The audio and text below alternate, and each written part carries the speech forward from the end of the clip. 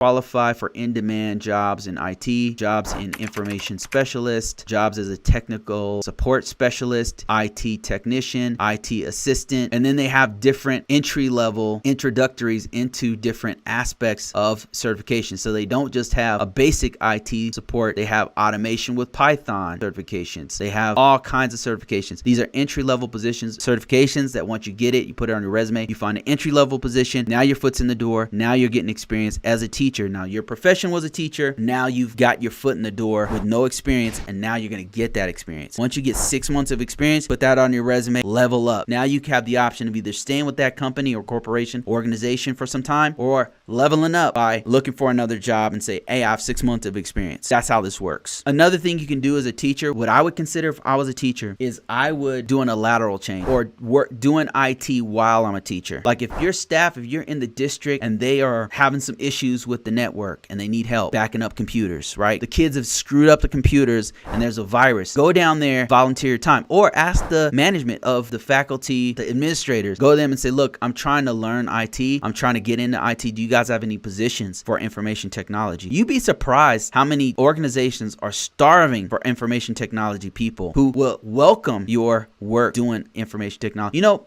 when I was in the military, I was a security guard. We were called security forces, and my specialty was weapons. I know how to take apart, put together, shoot several different weapons. Like, I don't know what that gives me. You know, when you get out of the military, like, how many people need a guy who can shoot a grenade launcher? Like, I know how to shoot a grenade launcher. Like, what good is that going to do? I could be in a Michael Bay film, you know what I mean? Like, what?